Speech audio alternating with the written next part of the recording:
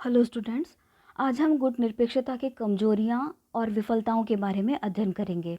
सन 1962 तक गुट निरपेक्षतावाद का बहुत महत्व रहा, लेकिन इसके बाद इसका महत्व कम होने लगा। वास्तव में निरपेक्षवाद में प्रारंभ से ही कुछ कमजोरियां थी और निरपेक्ष राष्ट्रों ने इसके सिद्धांतों का स्वयं ही पालन नहीं किया। इस कारण यह धीरे धीरे असफल होने लगा। इसकी विफलताएं निम्नलिखित प्रकार से स्पष्ट कर सकते हैं। पहला, अवसरवादी और काम निकालने की नीति। गुट निरपेक्षतावाद एक अवसरवादी और काम निकालने की नीति होकर रह गई थी।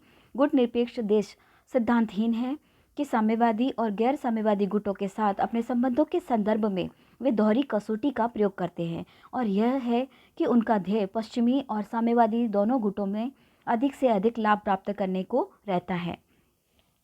दूसरा, बाह्य सहायता पर निर्भर। गुट निरपेक्ष देशों की एक विफलता यह बताई जाती है कि वे बाहरी आर्थिक और रक्षा सहायता पर बेहद निर्भर रहे हैं। चूंकि दोनों गुटों ने सहायता प्राप्त करने की स्थिति में थे, इसीलिए उन्होंने इतनी भारी आर्थिक और रक्षा सहायता लेने का रास्ता निकाल लिया कि आज वे अपने सहज सामान्य कार्य निर्वाह के लिए भी इस प्रकार की सहायता पर आश्रित हो गए हैं।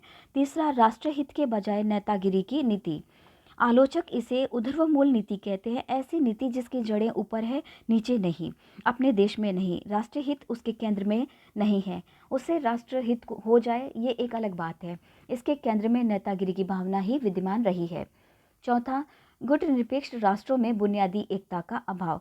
गुट निरपेक्ष राष्ट्रों में बुनियादी एकता भी नहीं पाई जाती है। समृद्ध राष्ट्रों के शोषण के विरुद्ध आवाज उठाना तो दूर रहा, वे आपस में एक दूसरे की सहायता करने के लिए भी कोई ठोस योजना नहीं बना पाए। गुट निरपेक्ष देश एक दूसरे का शोषण करने से भी बाज नहीं आते।